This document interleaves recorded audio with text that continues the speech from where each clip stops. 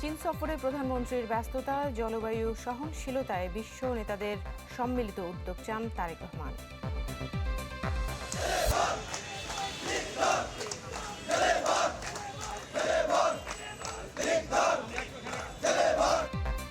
প্রতিষ্ঠাবার্ষিকীতে আওয়ামী লীগ ঠেকাতে রাজপথের সব দল, ধানমন্ডিতে সাংবাদিকদের উপর জামায়াতের হামলা।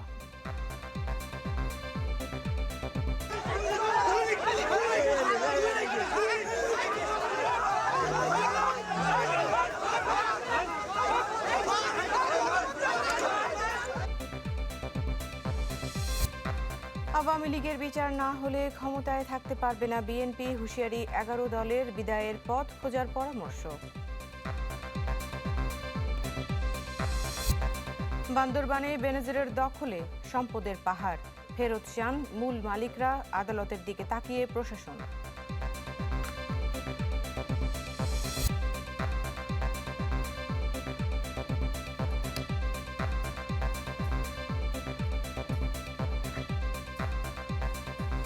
আমন্ত্রণ চ্যানেল 24-এর রাত 10টার খবরে। শুনছিলেন সিলন ফ্যামিলি ব্লেন্ডের শিরোনাম। আপনাদের সাথে আছি আমরা দুজন, আমি আতিকুর রহমান, আমি সাবিহা নিগার দৃষ্টি। পুরো খবরে আছি আমরা। জলবায়ু সহনশীলতায় বিশ্ব নেতাদের সম্মিলিত উদ্যোগ চাইলেন প্রধানমন্ত্রী তারেক রহমান। চীনের দালিয়ানে বৈশ্বিক জলবায়ু সেমিনারে এই তাগিদ দেন তিনি। বলেন, জলবায়ু সহনশীলতা কোনো একক দেশের পক্ষে গড়ে তোলা সম্ভব নয়। এদিন গিনির প্রধানমন্ত্রী ওয়ার্ল্ড ইকোনমিক ফোরামের প্রেসিডেন্ট ও সিইওর সাথে বৈঠক করেন তারেক রহমান। কাল অংশ নেবেন সামার দাভোসের বার্ষিক সভায়। চীন থেকে আশুকিন প্রিন্সের রিপোর্ট। প্রধানমন্ত্রী হবার পর এই প্রথম বৈশ্বিক কোনো সম্মেলনে তারেক রহমান। ওয়ার্ল্ড ইকোনমিক ফোরামের আমন্ত্রণে চীনের দালিয়ানে বৈশ্বিক জলবায়ু নিয়ে আয়োজিত সেমিনারে বক্তব্য রাখেন সরকার প্রধান। তারেক রহমান বলেন, জলবায়ু সহনশীলতা কোনো একক দেশের পক্ষে গড়ে তোলা সম্ভব নয়। এজন্য প্রয়োজন বৈশ্বিক সহযোগিতা, প্রযুক্তি বিনিময়, পর্যাপ্ত অর্থায়ন এবং সম্মিলিত অঙ্গীকার। পরে প্রধানমন্ত্রীর চীন সফর নিয়ে সংবাদ সম্মেলনে কথা বলেন তার দুই উপদেষ্টা। মাহাদি আমিন জানান, পরিবেশ সংরক্ষণে বর্তমান সরকারের নেয়া বিভিন্ন পদক্ষেপ বিশ্বের সামনে তুলে ধরেছেন প্রধানমন্ত্রী। এই সম্মেলনের মাধ্যমে তার যে মূল লক্ষ্য, বাংলাদেশে অধিকতর বৈদেশিক বিনিয়োগ নিশ্চিত করা, কর্মসংস্থান সৃষ্টি করা, জলবায়ুর সহনশীলতা এবং টেকসই উন্নয়নের যে অগ্রযাত্রা রয়েছে সেটিকে আন্তর্জাতিক বিনিয়োগ এবং অংশীদারিত্বের সাথে আরও গভীরভাবে সম্পৃক্ত করা। একই সঙ্গে বাংলাদেশের ব্যবসা যে সবার জন্য উন্মুক্ত, আমরা ডিরেগুলেশন করছি, ইকোনমিক লিবারালাইজেশন করছি, ফরেন ইনভেস্টমেন্ট অ্যাট্রাক্ট করছি, সেগুলোর জন্য কিন্তু বৈশ্বিক বিনিয়োগকারীদের যে আস্থা তৈরি করা, একটা প্রতিযোগিতামূলক পরিবেশ তৈরি করা, সেগুলো নিয়ে ধারাবাহিকভাবে আলোচনা চলছে। প্রধানমন্ত্রীর চীন সফরে দুই দেশের সম্পর্ককে আরও শক্তিশালী করবে বলে মনে করেন প্রধানমন্ত্রীর পররাষ্ট্র বিষয়ক উপদেষ্টা Humayun Kabir. A lot of interaction, the political side of this visit, where we build with the aim of strengthening our relations with an important development partner.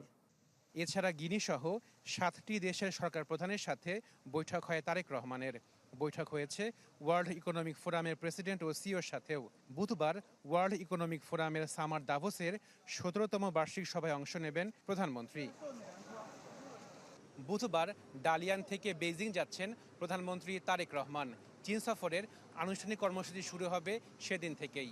বৈঠক করবেন চীনের প্রেসিডেন্টের সাথে, সই হবে বেশ কয়েকটি সমঝোতা স্মারক। আশুকিন প্রিন্স, চ্যানেল 24, ডালিয়ান, চীন। প্রধানমন্ত্রী তারেক রহমানের সফর সূচি নিয়ে আরও জানাতে দালিয়ান থেকে সরাসরি যুক্ত হচ্ছেন আশুকিন প্রিন্স। প্রিন্স, একটু জানাবেন যে প্রধানমন্ত্রীর এই সফরে, এই সম্মেলনে যোগ দেওয়া ছাড়াও মূল যেসব কর্মসূচি রয়েছে সেগুলো সম্পর্কে একটু জানতে চাই। আতিকে প্রধানমন্ত্রী তারেক রহমান চীন সফর করছেন এবং তিনি এখন ডালিয়ানে রয়েছেন। ওয়ার্ল্ড ইকোনমিক ফোরামের আমন্ত্রণে তিনি ডালিয়ান সফর করছেন এবং গতকাল মূলত তিনি গতকাল বলতে এখন যেহেতু চীনের মধ্যরাত, সেহেতু সেই হিসেবে গতকাল প্রধানমন্ত্রী তারেক রহমান তিনি ওয়ার্ল্ড ইকোনমিক ফোরামের যে কনভেনশন সেন্টার আছে সেখানে তিনি একটি অধিবেশনে বক্তব্য রেখেছেন এবং অধিবেশনে মূলত জলবায়ু পরিবর্তন রোধে কি কাজ করা যায়, বিশ্ব কতটুকু কাজ করতে পারে এবং বাংলাদেশের অবস্থানে কি, বাংলাদেশ কি কাজ করছে, সেই বিষয়গুলো মূলত তিনি সেই বিশ্বের কাছে তুলে ধরেছেন এবং তিনি বলেছেন যে জলবায়ু পরিবর্তন হচ্ছে, জলবায়ু পরিবর্তনের বিরূপ প্রভাব মোকাবেলায় কোনো একটি দেশের একার পক্ষে এটি সমাধান করা সম্ভব নয়, বিশ্বের প্রত্যেকটি দেশকে এগিয়ে আসতে হবে। একটি বিষয় যে চীন বাংলাদেশের অন্যতম উন্নয়ন অংশীদার, বাংলাদেশের বিভিন্ন প্রকল্পে চীনের অর্থায়ন রয়েছে, একই সাথে বাংলাদেশে যাতে আরও চীনের বিনিয়োগ হয় সেই বিষয়ে কিন্তু আসলে দুই দেশ কাজ করছে এবং এই সফরের মধ্য দিয়ে বিষয়টি আরও ত্বরান্বিত হবে বলে মনে করছেন বাংলাদেশের সংশ্লিষ্টরা, একই সঙ্গে চীনের সংশ্লিষ্টরা এই প্রত্যাশাটি করছেন। যেহেতু প্রধানমন্ত্রী হিসেবে দায়িত্ব নেবার পরে প্রথমবারের মতো চীন সফর করছেন তারেক রহমান, সেই হিসেবে এই সফরকে ঘিরে বিভিন্ন দেশ বা বিভিন্ন পক্ষ কিন্তু তাকিয়ে রয়েছে যে আসলে এই সফরের আউটকামটি কি হয়। তো আমরা যতটুকু জানতে পেরেছি যে ২৬ তারিখে চীন এবং বাংলাদেশের মধ্যে ১৭টির মতো সমঝোতা স্মারক স্বাক্ষর হতে পারে এবং ২৬ তারিখে মূলত তিনি চীন থেকে বাংলাদেশের উদ্দেশ্যে রওনা করবেন। তো আতিকেই হচ্ছে সর্বশেষ তথ্য আমার কাছে। জি প্রিন্স, অনেক ধন্যবাদ যুক্ত হবার জন্য। চীন থেকে আমাদের সহকর্মী আশেকিন প্রিন্স যুক্ত হয়েছিলেন। পরের প্রসঙ্গে চলে যেতে চাই। রাজধানীর ধানমন্ডিতে আওয়ামী লীগের দোসর আখ্যা দিয়ে সাংবাদিকদের উপর হামলা চালিয়েছে জামায়াতে ইসলামীর নেতাকর্মীরা। এতে আহত হয়েছেন একাধিক গণমাধ্যম কর্মী। আর এই ঘটনায় দুঃখ প্রকাশ করেছে জামায়াত। কার্যক্রম নিষিদ্ধ আওয়ামী লীগের প্রতিষ্ঠাবার্ষিকী ঘিরে এদিন রাজধানীতে বিক্ষোভ মিছিল করে বিএনপি, জামায়াত, এনসিপি।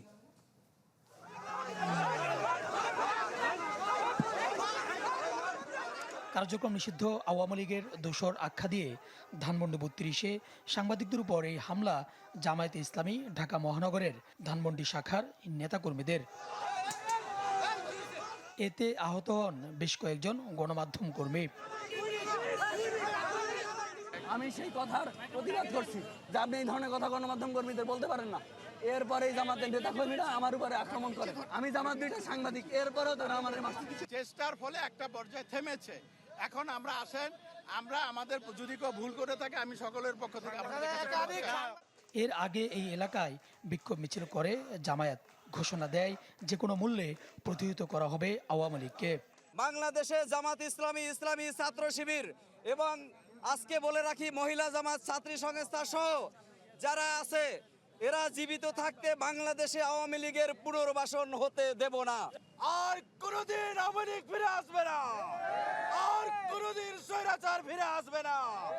আওয়ামী লীগের প্রতিষ্ঠাবার্ষিকী ঘিরে গুলিস্তান এলাকায় বিক্ষোভ মিছিল করে বিএনপি ও অঙ্গ সংগঠনের নেতাকর্মীরা।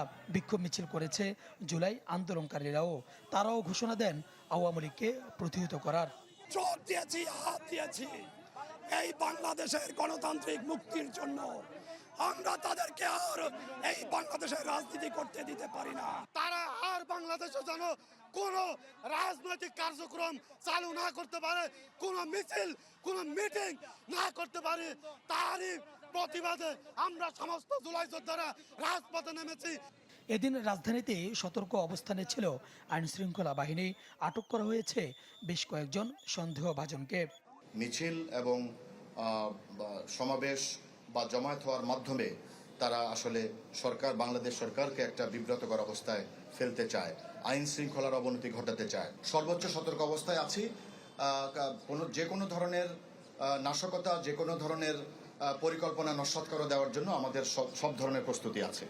কার্যক্রম নিষিদ্ধ আওয়ামী লীগের প্রতিষ্ঠাবার্ষিকী ঘিরে রাজধানীতে রয়েছে 18,000 পুলিশ, 6 জেলায় সেনাবাহিনী আর 5 জেলায় মোতায়েন আছে বিজিবি। সুলতান মাহমুদ আরিফ, চ্যানেল 24, ঢাকা। সাংবাদিকদের ওপর জামায়াত কর্মীদের হামলার প্রতিবাদে মানববন্ধন হয়েছে শাহবাগে জাতীয় জাদুঘরের সামনে। মানববন্ধনে সাংবাদিক নেতারা হামলার তীব্র নিন্দা জানান। 24 ঘন্টার মধ্যে দৃশ্যমান শাস্তি নিশ্চিত না হলে জামায়াতের কার্যক্রমের সংবাদ সংগ্রহ না করার হুঁশিয়ারি দেন তারা। বলেন, সব আমলে সাংবাদিকরা হামলার শিকার হলেও কখনোই সুষ্ঠু বিচার হয়নি। এভাবে চললে হুমকির মুখে পড়বে স্বাধীন সাংবাদিকতা। এ সময় প্রশাসনের কাছে সাংবাদিকদের নিরাপত্তা নিশ্চিতের দাবি করেন তারা। পাচার করা টাকা দিয়ে অপশক্তি আবারও দেশকে অস্থিতিশীল করার ষড়যন্ত্র করছে অভিযোগ করে তাদের রুখে দেওয়ার আহ্বান প্রধানমন্ত্রীর রাজনৈতিক উপদেষ্টা রুহুল কবির রিজভীর। আর প্রধানমন্ত্রী তথ্য উপদেষ্টা বলেছেন, ছোটখাটো নাশকতা ছাড়া বড় কিছু করার সক্ষমতা নেই কার্যক্রম নিষিদ্ধ আওয়ামী লীগের। নয়াপল্টন এলাকায় ছাত্রদল মৎস্যজীবী দলের বিক্ষোভ মিছিল, যেটি নাইটিঙ্গেল মোড় ঘুরে বিএনপির কেন্দ্রীয় কার্যালয়ে গিয়ে শেষ হয়। পরে সংক্ষিপ্ত সমাবেশে বিএনপির সিনিয়র যুগ্ম মহাসচিব ও প্রধানমন্ত্রীর রাজনৈতিক উপদেষ্টা রুহুল কবির রিজভী বলেন, পতিত ফ্যাসিবাদী শক্তিকে আর ফিরতে দেয়া হবে না, আইনি ও রাজনৈতিকভাবে প্রতিহত করা হবে। তাদের চুরি করা টাকা, তাদের পাচার করা টাকা, লক্ষ লক্ষ কোটি টাকা, সেই টাকা ব্যবহার করে সমাজের মধ্যে, দেশের মধ্যে অস্থিতিশীলতা এবং সন্ত্রাসী কর্মকাণ্ড তারা করার চেষ্টা করছে। শুধু তারা নয়, তাদের পক্ষের অনেক মহল কিন্তু আজকে এমন কথাবার্তা বলছেন যেটা দেশ বিরোধী, সার্বভৌমত্ব বিরোধী। এদিকে সচিবালয়ে এক ব্রিফিংয়ে প্রধানমন্ত্রীর তথ্য ও সম্প্রচার বিষয়ক উপদেষ্টা বলেন, কার্যক্রম নিষিদ্ধ আওয়ামী লীগের ছোটখাটো নাশকতা ছাড়া বড় কিছু করার সক্ষমতা নেই। সেনাবাহিনী মোতায়েন করা হয়েছে জননিরাপত্তার স্বার্থে। কিছু ছোটখাটো নাশকতার সক্ষমতা হয়তো আছে, তাদের প্রচুর টাকা আছে, সেটা খরচ করে হঠাৎ করে কোনো নাশকতা করে কিনা, সেজন্য যে জায়গায় ঝুঁকি বেশি মনে হয়েছে সেখানে সেনাবাহিনী রাখা হয়েছে জনগণের নিরাপত্তার স্বার্থে। এর মানে এই না যে সরকার মনে করে আওয়ামী লীগ অনেক কিছু করতে পারবে। আওয়ামী লীগ দল হিসেবে নিষিদ্ধ হবে কিনা সেটি আদালতে নির্ধারিত হবে বলেও মন্তব্য করেন ডাক্তার জাহিদুর রহমান। জুলাইয়ে যে ক্রাইম এগেইনস্ট হিউম্যানিটি হয়েছে, মানবতা বিরোধী অপরাধ হয়েছে, তাতে সে দল হিসেবে জড়িত ছিল কিনা, এটা একটা বিচারিক প্রক্রিয়া। যদি সেটা হয়, তার সমর্থন কেমন থাকুক আর যাই হোক, এটা নিষিদ্ধ করার সিদ্ধান্ত হয়তো আদালত দেবেন। আমি হয়তো বলছি, কারণ এটা আদালতের জুরিসডিকশন, আমাদের কিছু করার নেই। স্বপ্নিল শাহরিয়ার শিশির, চ্যানেল 24, ঢাকা।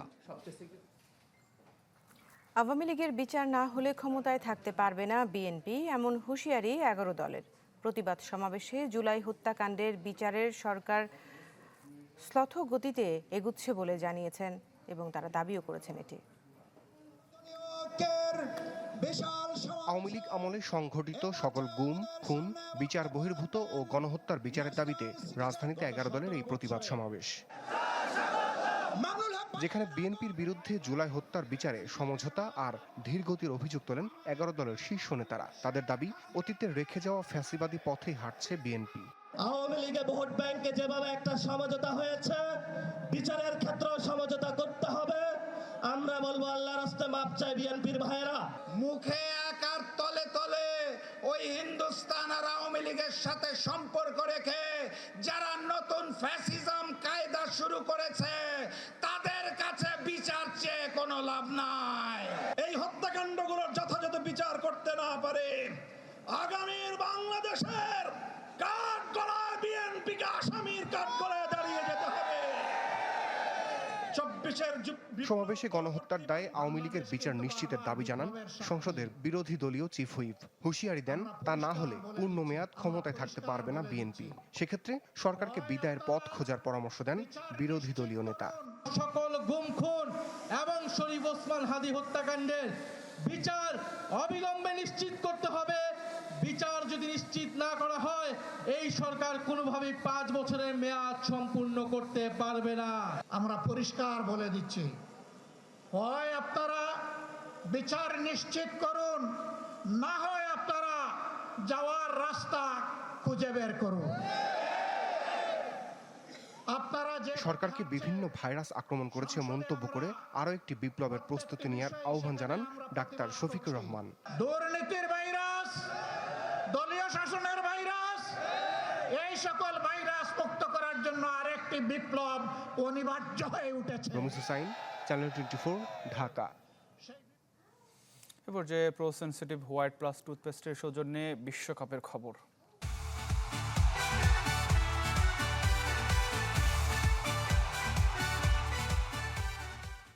বিশ্বকাপে গোলের এভারেস্ট চোরাই লিওনেল মেসি। রেকর্ড গড়া ম্যাচের দিন মিক্সড জোনে সাংবাদিকদের বিশাল বহরকে বিমুখ করেননি। আলাদাভাবে দুবার সাক্ষাৎকার দিয়েছেন। দিপল মার্টিনেজরা একের পর এক সাংবাদিকদের আবদার মিটিয়েছেন। ডালাসের সে মিক্সড জোনে ছিলেন চ্যানেল 24-এর রিজওয়ানুজ্জামান।